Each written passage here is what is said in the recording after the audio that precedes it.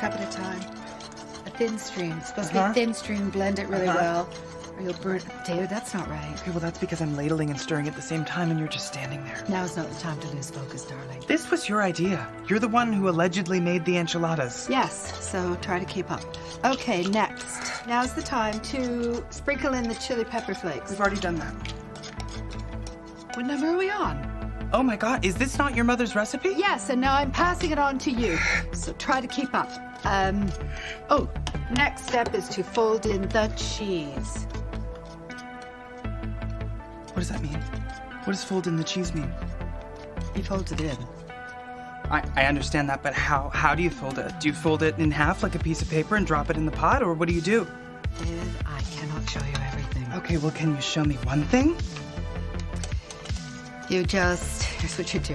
You just fold it in. Okay, I don't know how to fold broken cheese like that. And I don't know how to be any clearer. You take that thing that's in your hand, and you... If you say fold in one more time... It says fold it in! This is your recipe! You fold in the cheese then! Don't you dare! You fold it in! David! Oh, good. Now I see bubbles. David! What does burning smell like?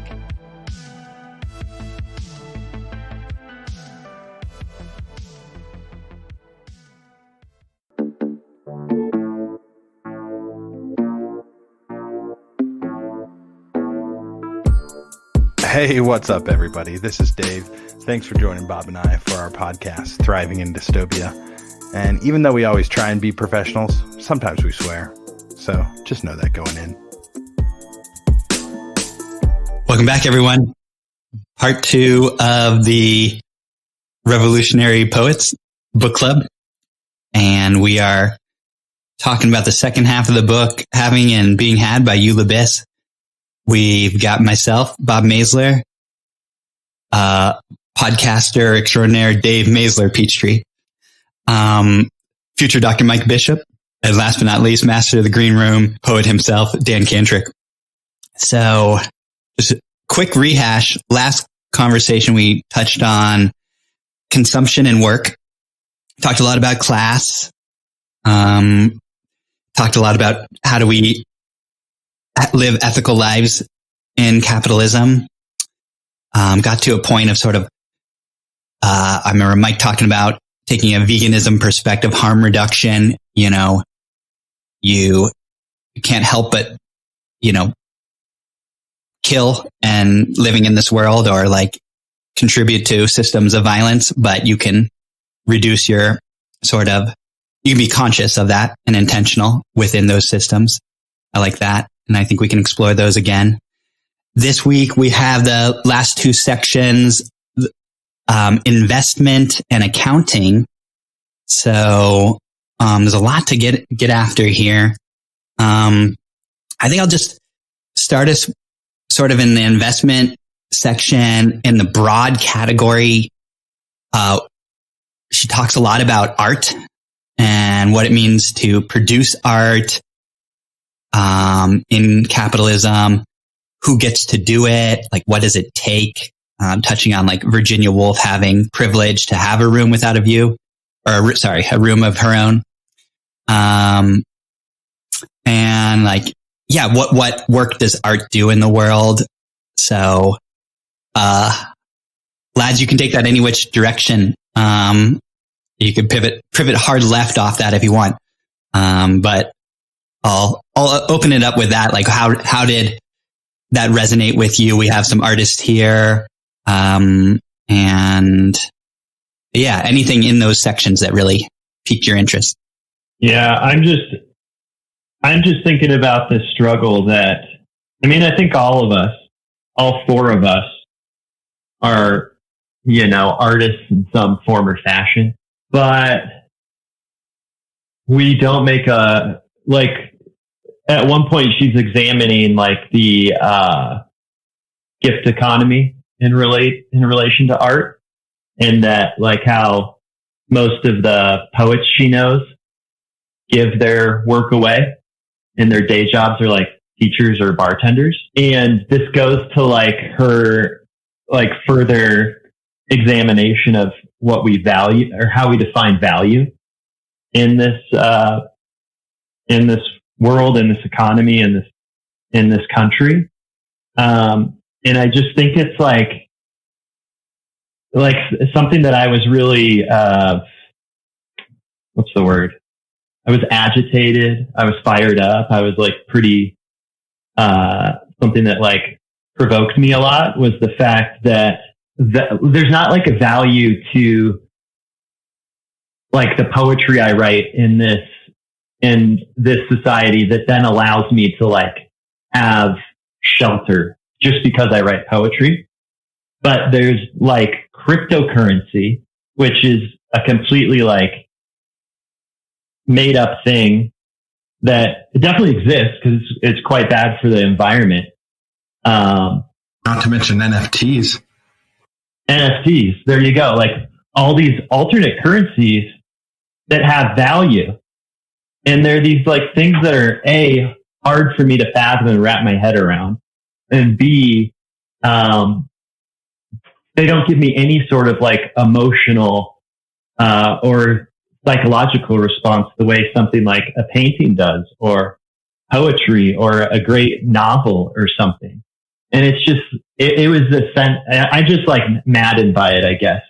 Cause it's like how far we're going away from these artistic practices for just like things that are made up, imaginary, or like not tangible, or I don't know. It seems like it also seems like a factor of the rich using their money to create more money out of nothing as a way to like maintain power and control.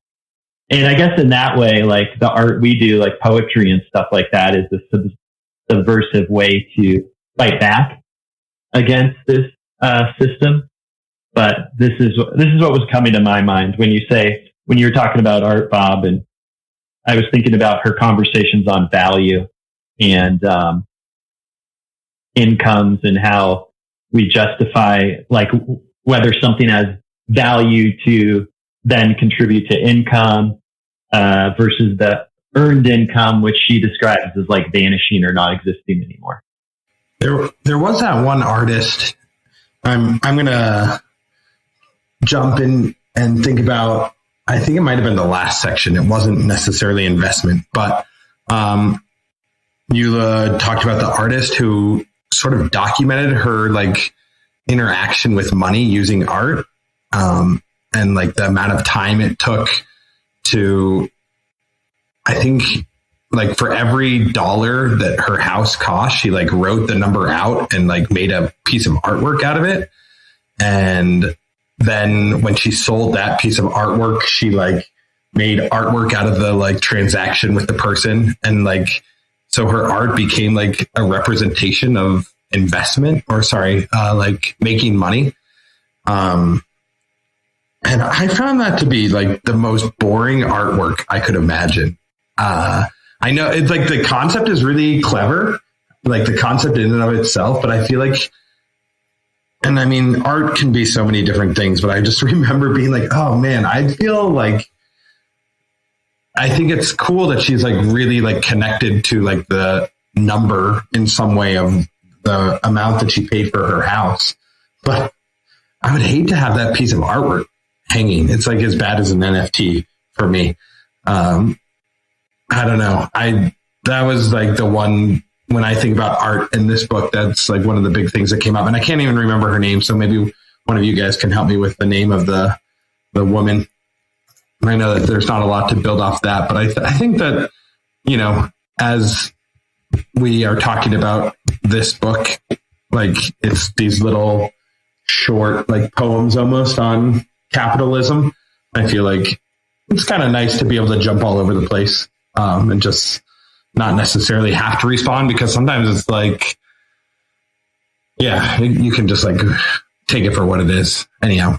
But I really thought that art was just despicable. Well, I got a weird little art rabbit hole that I could take us down.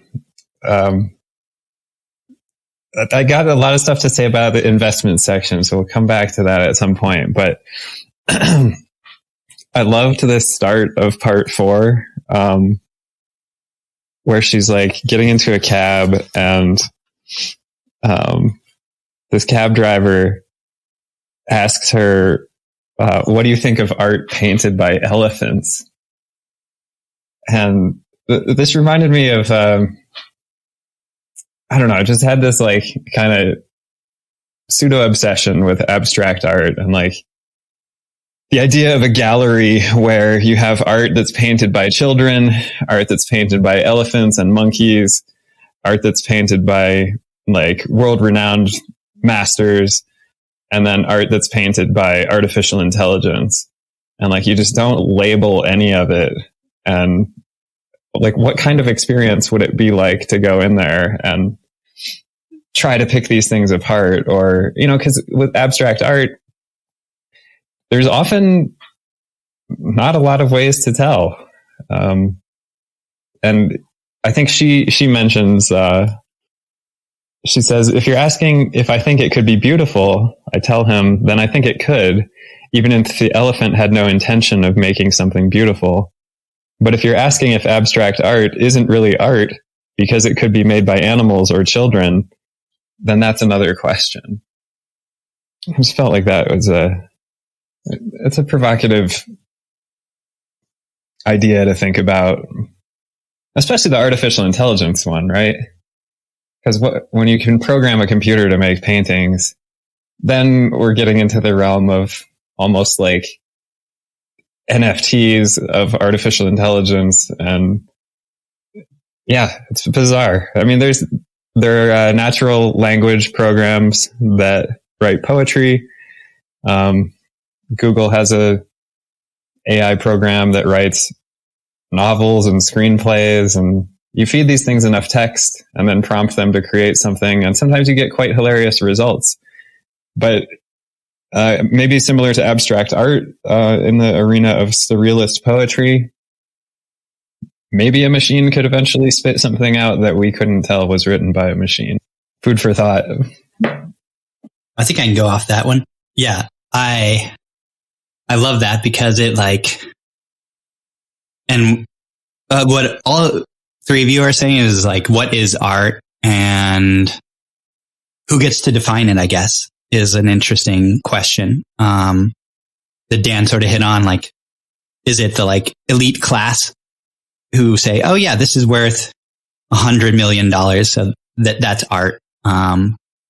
Or yeah, like when machines make things that are art that's indistinguishable from artists, who gets to define that? So I'll take us to a little bit different direction. This is coming also in that last section. The idea of like art to change the world, art to like, that like Bertolt Brecht quote of like, art is a hammer to change the world. And this is from a section called Spies. And it's Eula's brother is saying that she should read this book, The Captive Mind, by Czesław Miłosz, a Polish poet who lived during the Nazi occupation. And Miłosz was a revolutionary, and he says this thing called Ketman, which is like I guess a method of revolution. So I'll read this part. Ketman, my brother says, is the word Miłosz uses for living undercover in secret opposition to the regime that wrote his paycheck. He borrowed the concept from Islamic theology, which allowed true believers to conceal their faith when surrounded by unbelievers.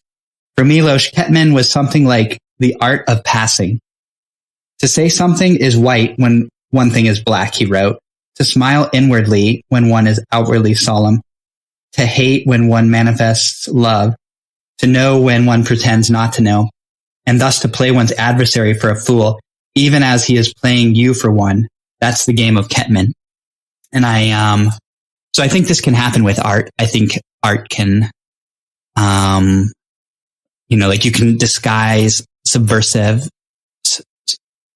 ideas within art. But I kept on going back and forth around this Ketman idea of like I think it's a very fine line of like being a part of the system and being revolutionary within it. I think it's really hard to play that. And, like when you're playing that game, you have to also be oppressive to others. Like there's going to be times where you have to like engage in a misogynistic joke or laugh at it when someone else is. Otherwise you'll blow your cover, or maybe you'll have to do like even worse things like beat someone up or, you know, kill someone, or I don't know. But yeah, I thought that was an idea super interesting. But I think that also takes us a little bit on a tangent. So like Dave's saying, yeah, this book's all over the place. So we can just seed ideas and see where they go. I think I could land that plane.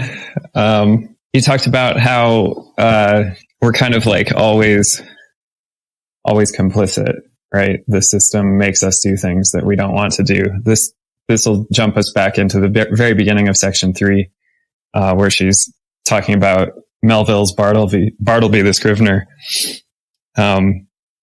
I would prefer not to, is kind of his famous response to everything that he's asked to do. And much like Bartleby, Eula would prefer not to invest in the stock market. She would prefer not to work well past the usual retirement age. And she's talking to a financial advisor that her university sends to check in with everyone annually. He discovers that she hasn't invested her savings in the stock market, and he asks her, this is page 166, "When do you want to retire?" "As soon as possible," I say. Most of the professors he advises plan to keep working well past the usual retirement age, he tells me. Yes, I know those professors. I work with them, or for them. I don't explain the difference between my job and theirs. The higher course load, the lower pay, the basement office, the glass ceiling. I just say, I'm not like them. He tells her she's going to need to invest aggressively to kind of make up for lost time and to meet her retirement goals. And further down, she says, I wonder silently if I might actually be buying other people's futures. And then she goes on to talk about this in a couple of sections in the investment about sin stocks and the cost of diversification. If you want stocks that are environmentally friendly, they might treat their employees like shit. Or if you want to avoid guns and tobacco and gambling, you might end up with companies that cause environmental damage. So almost like no matter what you do in the stock market, your hands are dirty, and your retirement is built on an extractive industry that is, making profit, generating capital off of other people's labor. And it's almost inescapable. Every pension fund, every single person in this country that has a 401k, it's all invested. And most of it is not invested in ESG funds, which are funds rated for positive environmental, social, and governance characteristics. Just a broad index fund is going to have everything. It's going to have oil. It's going to have guns. It's going to have mining.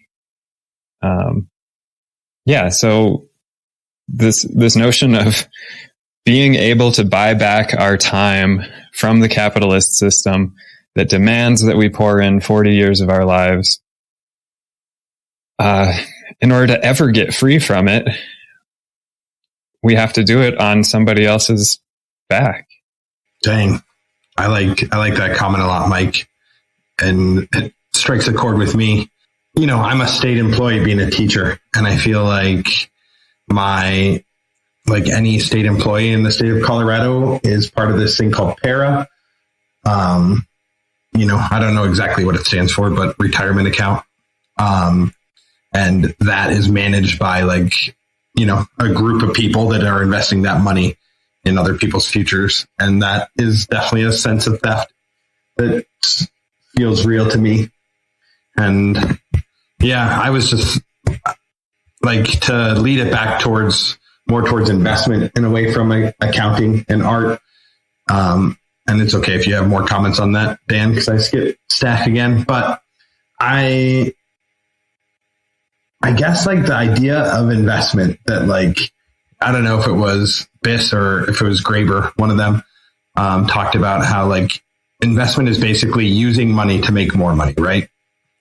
And that's like at the heart of what we're doing, and where a lot of the issues with this like phantom economics come in, where we are, just like it is the essence of how the rich get richer, right? And whether it's buying like things like these NFTs or cryptocurrency, which, you know, we know like with the trend of watching like investment over time, we know that like Bitcoin will continue to go up, right? Anything that is like a limited resource, which, you know, I believe at this point, all the Bitcoins have been long since mined, so that it's now a limited resource, and that's going to continue to go up as long as people believe in it, right? And that like goes back to the art, like what makes art valuable. It's like, well, if you believe that this was painted by Picasso, just like calling it a Picasso, like gives it credibility, right? If you are like into the idea that like Wayne Gretzky once owned a Honus Wagner baseball card, then you're like, wow, that was owned by Wayne Gretzky at one point, you know? And like that baseball card is now like valued at like 2.4 million or something like that.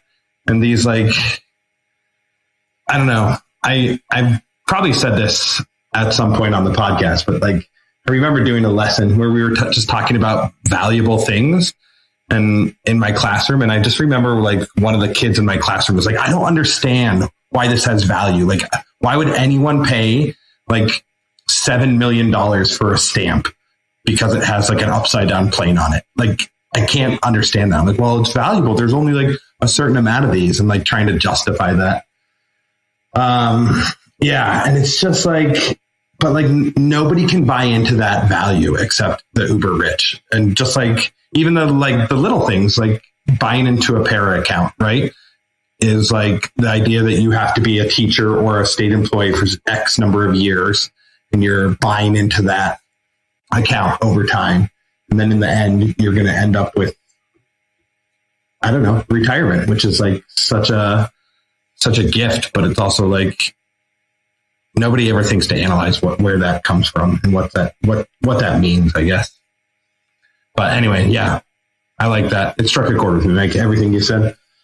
There's like this other thing that happens to her in that moment too, where she's thinking about, like the cost of her investment, and she has to lie to her accountant or the person who's like managing her account. And she says she wants the no risk option because she's conservative with money, when in actuality, she is trying to like, actively avoid these accounts that are like, profiting from other people's labor. But she feels too, I don't know, like shy or like embarrassed to tell the financial advisor this outright, right? Because this like feeling of like probably that when you go to a financial advisor, the whole point is to make more money, no matter what the cost, right? And they're there to like get you that and make that happen. And it's like how like messed up this whole system is. This whole thing is like, she doesn't even feel comfortable sharing her true feelings about the economic system with this person. Like, this is like how capitalism, you know, like just works to control and, infiltrate like all these interactions, these seemingly like subtle interactions, even with somebody that you don't have a relationship with. Like I went out to, eat the other night for somebody's birthday, and I met somebody that works as some sort of software engineer for some, crypto operation. And everybody at the table started talking about their like, crypto portfolios. And I was like trying to, I had this thing where I like had in my head, I have to make a good first impression, and I have to like try to become friends with this person who works in this field because he's like good friends with my other friend, and I want to try to connect with them. But I was so resistant to the conversation and wanting nothing to do with it. but I didn't challenge it, and I couldn't really think about how I wanted to and what I wanted to say. And as I'm thinking about it now, I was like, oh, I could have brought up this book. I could have been like, hey, I'm reading this book with my friends. It would have been a great talking point. But these people, it was like such a present, like daily thing. And what I mean by like the cryptos and the investing and following it and tracking it, it's on your phone. They all pulled it up. They showed it to you in a split second. You can see it moving as we're having a conversation, like gaining value, losing value. It's like, oh, look, I just made this amount of money. I just lost this amount, blah, blah, blah. And I'm not a part of that. And I think while it's like maddening to me and frustrating, the other like reframe of it for me makes me think about how amazing, the things I do. Like if I go home and like write a song or, write a piece of poetry, and how it's actually kind of amazing that it's not contributing to these systems. It's not contributing to any sort of monetary value that like capitalism controls or dictates. It can like stand on its own outside of this. And, it's like having that reframe about it brings so much like joy, inspiration, and value to me, in that regard. And it also makes me like appreciative for what we're doing here, what this conversation we're having, and like critically thinking about this. And what was so great about the book and what I thought the author did so well was these like everyday questionings of these moments of I'm talking to my financial advisor who I'm not like I might not be necessarily emotionally close with, but I feel like I have to lie to them. Like, what is that doing to me? How do I stop and think about like the impacts of that and the effects of that? And it's great to have these discussions with you all, because I so related to a lot of the things Biss goes through in this book. And then I know through personal conversations with you all, we often share similar struggles about this economic system of capital. I can go off that, Danny. Yeah, I like what you're saying. One thing that I'm picking up what you're saying is like, so often in capitalism, and Eula Biss in that moment does this, is like she blames herself or she feels guilty. She feels like, oh, what's wrong with me? I couldn't bring it up with my investor. Or like Danny, you did it. Like you didn't say exactly this, but you're like, I could have brought up the book with these people. And I think the capitalism is so good at doing this like, individualizing responsibility, especially for those who don't have power. And then we put it into ourselves, and it dampens our own ability to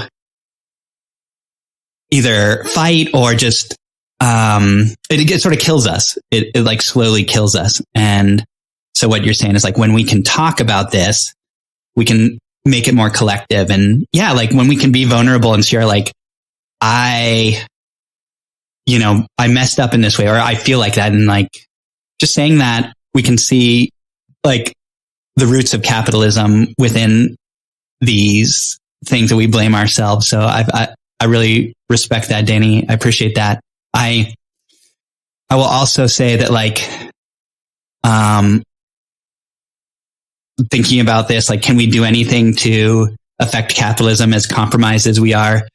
Well, Eula gives us like Karl Marx, who was super compromised. Like his like wife did like all the domestic work, and he got all these investments in his writing that Engels worked out. And yet he did write these things that led to massive revolutions and change in ideology. So like, as compromised as we all are, we can still always strive to do things that get us out of capitalism. And I think they're happening all the time. I think capitalism is really, really good at like trying to recuperate, like being like a kraken and when something new comes, like capitalism wants to co-opt it, but I think it's always cracking. Like capitalism cracks all the time. And there's new openings and, yeah. So I think that's also super hopeful. It's like this combination of like, it's a beast. I mean, it's going to be like this awful beast that we're probably going to be fighting our whole life, but we do find the cracks all the time. And I think we're finding some of the cracks in this conversation. Yeah, I'll pass it to Mike, and because Mike, I think you had some other like overall, maybe like on different topic type prompts for us. Yeah, well, I wanted to. Yeah, you both hit on something that I think is super important about kind of like the personal responsibility. Like these systems are in place that are ultra predatory, and they're extremely effective. And it's all designed based on human neural architecture, right?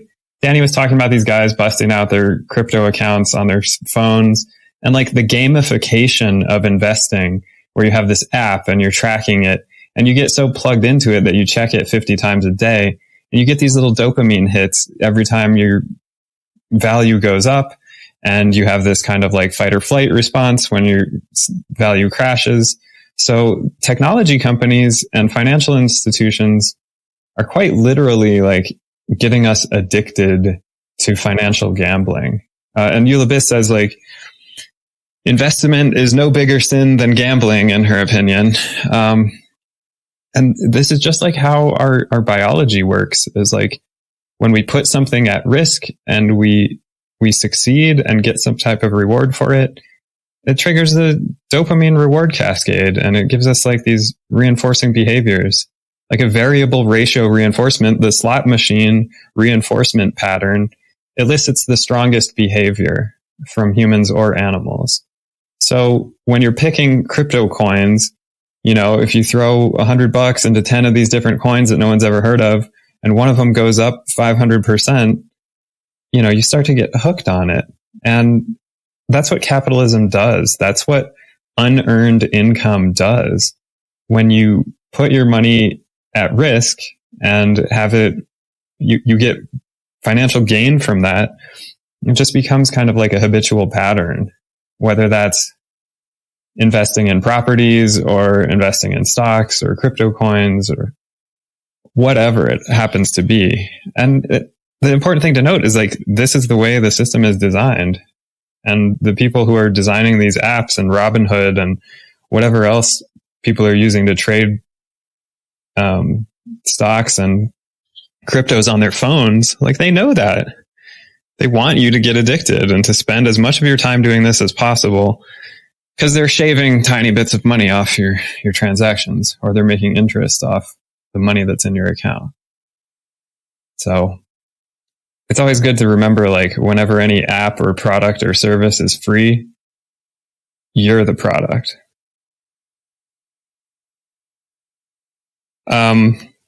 Yeah, so I just wanted to throw that out there. Yeah, I guess that kind of ties into some of the stuff she was talking about in investment and how capitalism, once we start to see the rewards of finance capitalism, making money without doing anything, this notion of unearned income, I think it just increases our self-interest really subtly.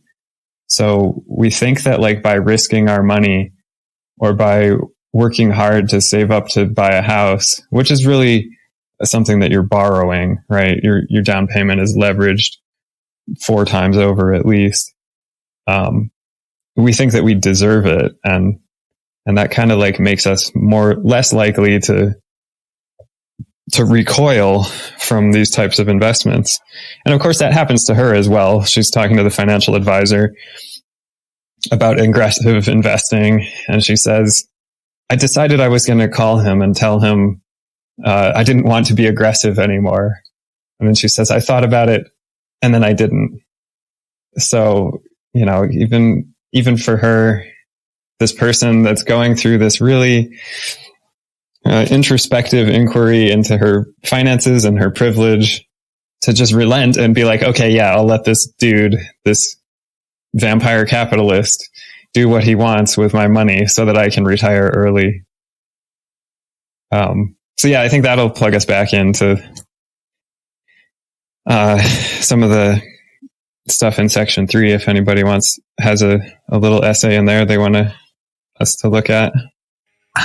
Well, I think I'm up next, and I don't know if that's the thing that, man, I'm just like blown away by that concept of if you can't spot the product, then you are the product. And also all the gambling you brought up. Like, I think it was Dan who first got me into buying Ethereum back in the day. You got me on that Coinbase app, Dan. Remember that? Like, that was probably like 6 or 7 years ago. And you were like, oh man, because I think at one point you were buying into Bitcoin, like right when the Winklevoss twins were like making their millions of dollars. Dan Cantrick was making like $400.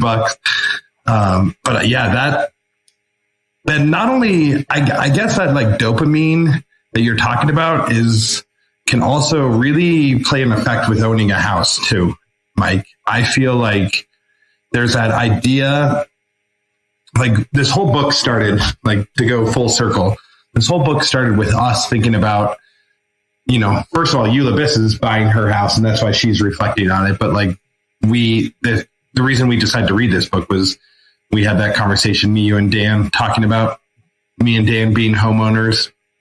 And there is this sense of like, oh my God, I did it. I own this house. And like, it's a sense of security that is like a different type of dopamine reaction that I get when I'm like every once in a while, because, I'm only been a homeowner for a few months. So it's like, wow, this is like, it feels so good to have that security. And I also get emails from the bank that I bought the home from, and they email me and they say how much my home is worth every month, which is like wild to me, where it's like, here's the like breakdown, and apparently my home has like doubled in price since I bought it. You know what I mean? Which is like that, and I clicked on it every month, and who knows if that's what the fuck that means, but like, I just like when I see that email, I'm like, ooh, I'm going to click on it and see. And then I compare last month's email, and it's like, it's just numbers. You could just send me like, here's 7 numbers, Dave, enjoy those. And I don't know. I wasn't really building on anything, but I do know that dopamine comes not only with the little like Ethereum bumps that happen, but also the Dogecoin. Man, there's some really bad cryptocurrencies out there, but it's also like, it's everything. That's like, it's almost like it's built into who we are to a certain extent. Like we've been raised capitalists, and it's kind of like having, the idea is like, we can never not be capitalists. We can just be like recovering capitalists. You know what I mean? It's like, it's sort of like an addiction of some sort. Like you're always just a recovering addict of some kind. And I feel like that's what capitalism is in a lot of ways. Dave, I was thinking about when you brought up like how I was talking with you about cryptos a few years back. And the whole idea was I was excited about this like way that people could exchange currencies or whatever you want to call it, like have some sort of exchange that was like independent of the banking system, and that it was like a way to undermine our current like economic system. And it would also like spread, like it could be accessible by anybody anywhere, assuming you had access to an internet connection, which isn't the case everywhere, of course. But it would like open access a lot more, like banks turn down people for loans all the time, for like demographic reasons that are racist, sexist, heteronormative, all kinds of stuff. And so I thought of it as this like, oh, maybe this could be like a revolution that changes things.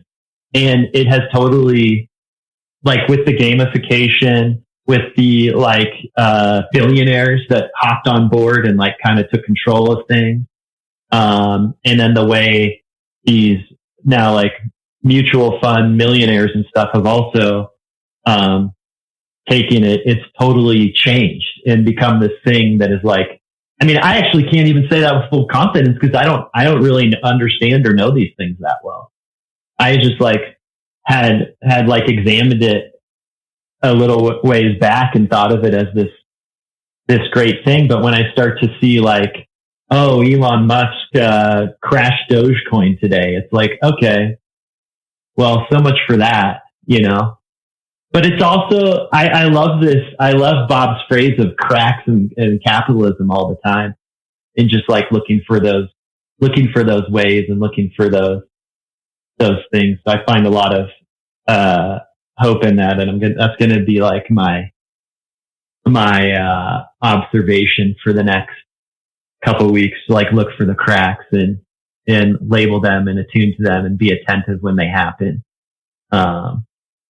As a way to like better understand it and then be able to, you know, like discuss it and call it out and call it in with others when it's happening. I really like that. Dan, message me when you find a crack. Yeah. And Dave, I love what you said about we're all recovering capitalists based on what Mike was saying. Yeah, absolutely. I mean, I think we're just like dripping with it, you know, just being socialized for our whole lives in this, like what Mike said is really powerful. Like the capitalists use a lot of research on human psychology to like get us deeper and deeper entwined in their games. So I'm just like looking at time, and I think we have about 10 more minutes. So maybe like one or two comments each. And I don't know where to get this in, but I wanted to get this in. This is in the notes. And one reason I was like excited to read this book is because Claudia Rankine recommended it, and she does such great work on race and whiteness. And so, and I like Eula Biss names her white positionality throughout the book, but sometimes it like fades away and I think that's exactly how whiteness operates so often. But I just thought the note on whiteness at the end was very useful and just a reminder for our readers. So she says, my pursuit of the meaning of capitalism in this book was motivated in part by the whiteness of the whale, which is a nice little Melville reference there. Ever since the term white people was first used in the late 17th century in the colonies that would become the United States, that distinction has served to exclude other people from security, ownership, and profit from their own work. And then she goes on, and the last sentence of this section says, my evidence suggests that the stories we tell ourselves about money are full of white lies, not harmless, but white. And so I do think like her writing does evoke that. And I think that's part of the power of her work. So I'll say that. And then I also want to try to get us to a point where we can talk about the last chapter of the book, where she's digging a tree or digging a hole for a tree. I've read that chapter a few times now. I find it very powerful, very like I don't know if I have the right meaning of it. And I wanted to see how you all felt about that chapter. While I was reading the book, I read that chapter. I was like, wow, this is a powerful chapter. And then I went on to the next page and like, oh, that's the end of the book. So it doesn't it's not like, this is the end of the book. It just seems like a great chapter, or it did to me. Part of the reason I am into that chapter too is she is digging that hole on her 40th birthday. And Mike and I are 40. Dave and Dan will soon be 40. So yeah, as you all make some of your final comments, I want you to think about that chapter too. And if you want to comment on that chapter. Yeah, I think I made a note to dig into that chapter a little bit as well. And I think, yeah, so I turned 40 a few days after defending my MFA thesis, and, felt like, I don't know, I was on like a pretty good trajectory. It was like a really celebratory weekend.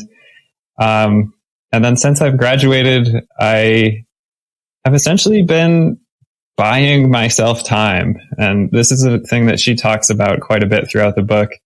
in the context of getting like all these, she got money from Guggenheim to write this book. And she had to pay her university so that she wouldn't have to teach, buying out her contract essentially. And yeah, when she talks about in that chapter, like hitting 40, you get to this point where it's like, I just want to buy my time back. I just want to escape from this kind of treadmill.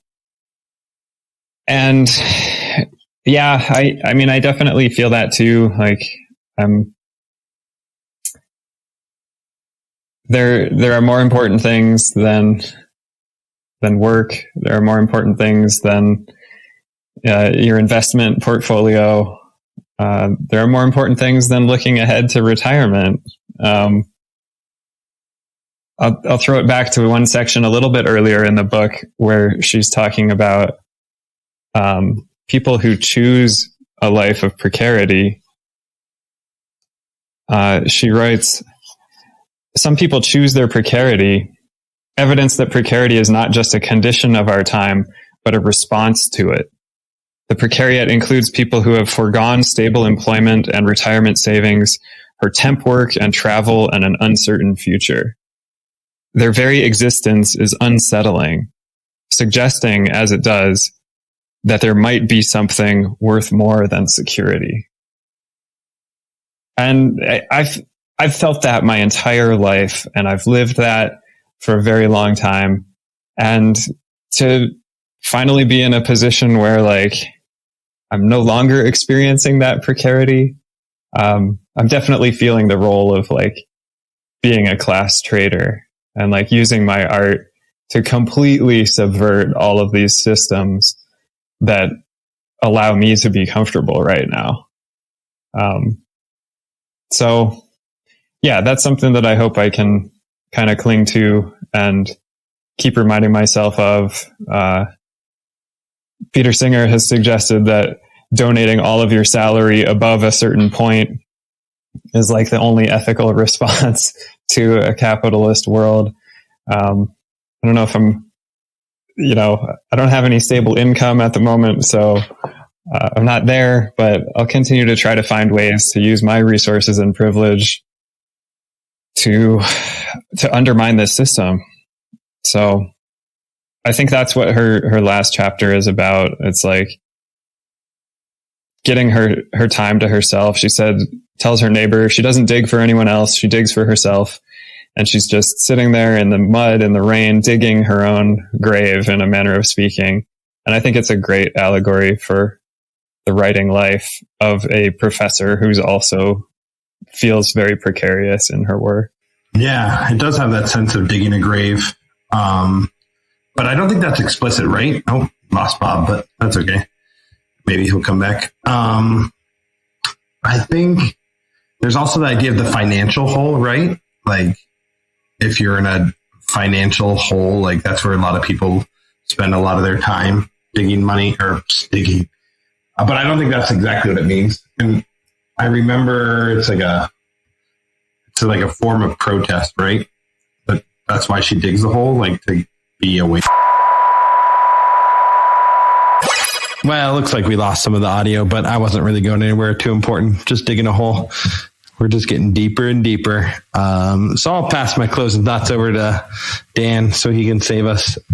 That's what we've determined. You got us, Dan? Yeah, we'll go for it. Okay, so we're talking about like digging a grave. Yes, when I read this, okay, so the last line is kind of like this. Well, I'll read it. She goes, "Now I'm in the hole I dug myself, I think with amusement. It feels like an accomplishment." And you kind of read that like, oh, is that sarcastic that it feels like an accomplishment? But there's also a part of it, there's also a part of me that reads it as like, that's a very genuine feeling. And for like, I'd say it's probably on two fronts, or the way I interpreted it was on two fronts. One is this like act of doing something, laboring over something, working, having something tangible to represent that after all these like musing and examinations of things that aren't that. They're the opposite of that. They're not something she can just put her finger on and label as a whole and be standing in it, to like be a part of it, to be with the whole. And at the same time, I think when she says, I'm now in the hole I dug myself. That to me, I thought of is the whole examination of the book. Like when you're interpreting and critiquing capitalism, it leads you down this path that can feel like you're just going deeper into the hole. You're finding out more, you're uncovering more layers, you're peeling back the onion, and it just leads to more and more layers, possibly of confusion. But the act of doing that is the accomplishment, whether you get to a decisive conclusion or not, or you gain some answers, or you just feel more buried than when you started. Somehow that's something to be proud of. And that's something that we can take away from. I mean, to me, like everything we've talked about, in our conversations are like these reckonings of our day-to-day interactions with this system that seems, so hard to work within. Yet there's still a lot of optimism from all of us. And we've all suggested ways we're going to, push back and, not like, we may just be making the hole deeper and we may be inside of it, but like our grave isn't covered yet. We don't have the dirt on top of us yet. So I think that's how I read it. And I read it as it's an accomplishment just to do the examination and ask these questions and go down that path, because so often we're not, and it's just happening to us. But digging the hole is you doing something, no matter the outcome. There's like some great feat in the act. That's the way I interpreted it. And I like that, Dan. I would agree with that and felt it too, because both her neighbor and the person who sells her the tree are like, no, you don't want to dig this hole. And she's like, I'm digging this hole, damn it. Like, this is my hole to dig. And so I do think there's a lot of agency in that last chapter. And she talks about how hard it is. So like, she's feeling it. So I do think she's honest when she says it feels like an accomplishment. And I want to believe that it's also like she is digging it for that tree, and that the tree has meaning too. I'm not sure if I'm like projecting too much into that chapter, but the tree is also a nice metaphor, at least in terms of like growth and, doing something when we're gone. Like, cause I do think another theme of the book is like, what are we left with? What do we leave the world? And in that sense, maybe she's leaving the world with the tree. And yeah, I don't think it's a coincidence that it is a tree that she's digging, a hole for. So that gives me some hope there. I think she's brilliant. And the whole book, the tone of the book it's hard to pin down. Like, is she like hopeful, or is she like, does she have no hope left? And I think it goes back and forth. And it certainly does in that last chapter. Yeah, I think I laid out all my elder wisdom for the most part. I guess one of the things that I kept thinking about with this book is like, who is this book written for? Because I think a lot of us, all of us had like such strong resonance with some of the things that she was saying and the experiences she's going through. But all of us have read Marx. All of us are, aware of critical theory and the ins and outs of capitalism. So I think that this would be a fantastic read for anyone who's like relatively well off, questioning their privilege, and doesn't necessarily have a strong connection to Marxist economics or capitalism. I think that this book could be really groundbreaking for people encountering it on those terms. And I would highly recommend it as like a entertaining and insightful primer on capitalism. I guess I had one final thought that popped into my head, and it's the idea that the first job that me and Bob ever got hired to do when we were kids was to dig a hole in our neighbor's backyard to plant a tree. And we got totally scammed. She gave us a bag of quarters, and she like shorted us like $15. So that it was a real introduction to capitalism for us. You remember that, Bob? Oh, I'll never forget it. Yeah, I'm still burning with anger from that experience.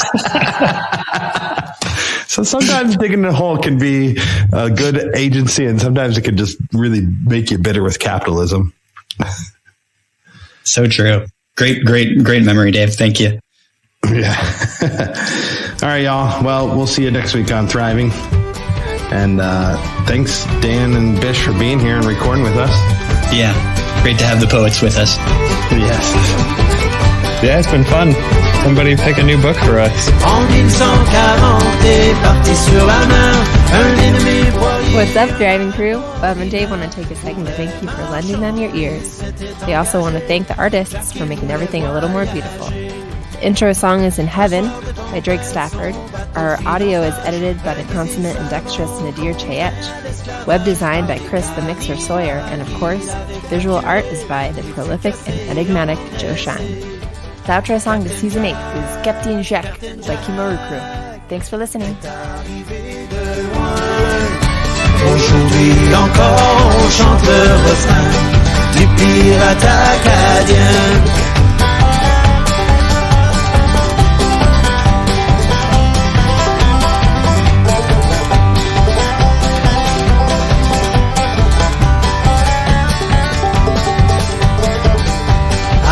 Des sauvages fabriquent un radeau. Un jour voyant trop large ce qu'ils croyaient un bateau, on le prit à bord et en fit un pirate, commençant la légende de Jack. Captain Jack est arrivé de loin. Aujourd'hui encore on chante le refrain du pirate acadien.